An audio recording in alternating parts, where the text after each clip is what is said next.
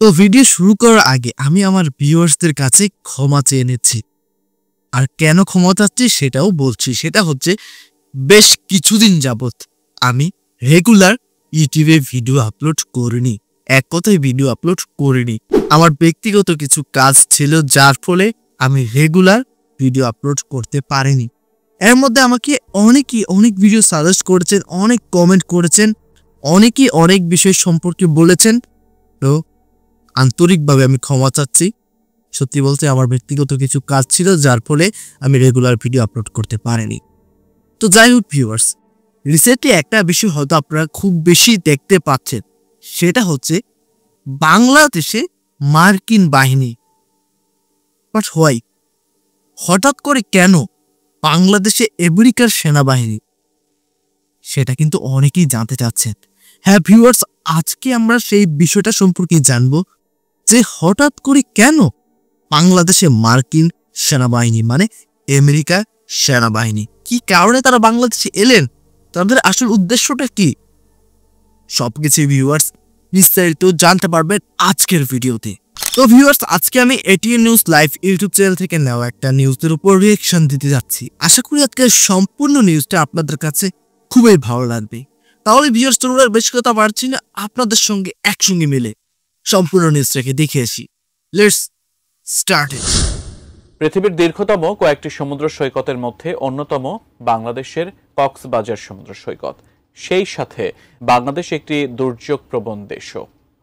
ঝড়, বন্যা, জলোচ্ছ্বাস ও উপকূলীয় এলাকাগুলোতে বেশি দেখা যায়। হঠাৎ কক্সবাজার সমুদ্র সৈকতে মার্কিন সেনাবাহিনী ও বিমান বাহিনীর সদস্যদের উপস্থিতি দেশ জুড়ে ব্যাপক আলোচনার জন্ম দিয়েছে। সামাজিক যোগাযোগ মাধ্যমে ছড়িয়ে পড়া কিছু ছবি ও ভিডিওতে তাদের উপস্থিতি চোখে পড়ে, যা সাধারণ মানুষের কৌতূহল বাড়িয়ে দেয়। কেন কক্সবাজারে মার্কিন বাহিনীর আগমন, বিস্তারিত জানাচ্ছেন জান্নাতুন নাহার জেরি।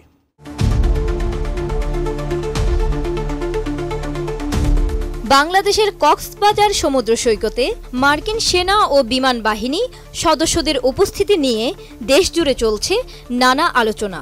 সামাজিক যোগাযোগ মাধ্যমে তাদের কিছু ছবি ছড়িয়ে যাওয়ার পর তা নিয়ে বিভিন্ন ধরনের জল্পনা কল্পনা শুরু হয়ে গেছে। স্থানীয় এক গণমাধ্যম সূত্র থেকে জানা যায়, একটি প্রশিক্ষণের জন্য মার্কিন সেনা ও বিমান বাহিনী সদস্যদের একটি দল বর্তমানে কক্সবাজারে অবস্থান করছেন। গত 18 মে এই প্রশিক্ষণ শুরু হয় এবং 4 দিনের প্রশিক্ষণ শেষ হয় 21 মে বুধবার সৈকতের হিমছড়ি প্যারাসেইলিং পয়েন্টে।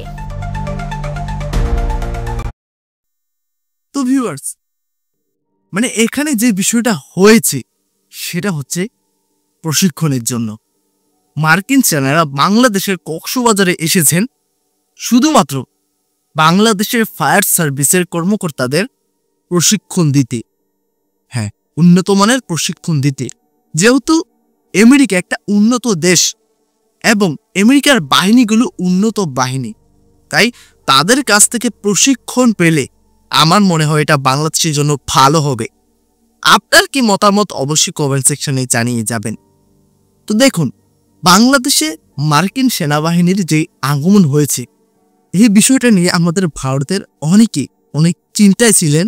অনেকেই এটা ভেবেছেন যে হয়তো বাংলাদেশ ভারতের উপর রেড নেয়ার জন্য আমেরিকার সঙ্গে কোন একটা চাল চালছে। ওয়েন ভিউয়ার্স, বিষয়টা সেরকমটা নয়, জাস্ট ফর ট্রেনিং। আশা করি বুঝতে পেরেছেন। তাহলে ভিউয়ার্স, চলুন পাকিং শোটা দেখে আসি। ফায়ার সার্ভিস ও সিভিল ডিফেন্স সদর দপ্তরের মিডিয়া সেলের senior staff officer Shahjahan Sikdar বিষয়টি নিশ্চিত করেছেন। তিনি জানান, ইউএস এম্বাসির সহযোগিতায় চট্টগ্রাম বিভাগের ফায়ার সার্ভিসের কর্মকর্তা কর্মচারীদের নিয়ে একটি সিরিজ কোর্স চলছে। এর আগে 27 এপ্রিল থেকে 1 মে হাই অ্যাঙ্গেল রেস্কিউ ট্রেনিং শেষ হয়েছে। আর আগামী 8 জুন থেকে 12 জুন পর্যন্ত MFR ট্রেন দ্য ট্রেনার অনুষ্ঠিত হবে। এলএনই সার্টিফাইড বিশ্বসেরা কপারে তৈরি ওয়ালটন কেবলস, যা আপনার স্থাপনাকে রাখবে সব সময় নিরাপদ। ফায়ার সার্ভিস সদর দপ্তর প্রশিক্ষণ সম্পর্কে আরো জানায়, কক্সবাজারে Swift water rescue training course সম্পন্ন করেছেন ফায়ার সার্ভিসের 15 জন কর্মকর্তা কর্মচারী। কোর্সটি 18 মে শুরু হয়ে 21 মে শেষ হয়। 4 দিনের প্রশিক্ষণ শেষে অংশগ্রহণকারীদের একটি আনুষ্ঠানিক অনুষ্ঠানের মাধ্যমে প্রশংসাপত্র প্রদান করা হয়, যা ভবিষ্যতে তাদের পেশাগত উন্নয়ন ও দক্ষতা বৃদ্ধি করবে। ইউএস এম্বাসি এর অ্যারেঞ্জমেন্টে সেখানে ইউএস আর্মি এবং এয়ারফোর্স ছিল, তারা আমাদেরকে সুইফট ওয়াটার ট্রেনিং, এটা 4 দিন ব্যাপী করেছে, 18 থেকে 21 তারিখ পর্যন্ত। তারা বিভিন্ন ধরনের কৌশল আমাদেরকে শিখিয়েছে, যদি কখনো কোনো বড় ধরনের সাইক্লোন বা বন্যা হয়ে যায় সেখানে আমরা খুব দ্রুত কিভাবে ব্যক্তিকে উদ্ধার করতে পারি। তারা অত্যন্ত দক্ষ ছিল এবং সে তাদের যে স্কিলগুলো যে আমাদেরকে শিখিয়েছে, আমরা যে কোনো দুর্যোগে সেই স্কিলগুলো ব্যবহার করতে পারবো। বাংলাদেশ একটি দুর্যোগ প্রবণ দেশ। প্রতি বছর ঝড়, বন্যা ও জলোচ্ছ্বাসের কারণে হাজারো মানুষ ক্ষতিগ্রস্ত হয়। এই প্রশিক্ষণে জলোচ্ছ্বাস, ফ্ল্যাশ ফ্লাড বা বন্যায় ভেসে যাওয়া মানুষকে উদ্ধারের কৌশল শেখানো হয়।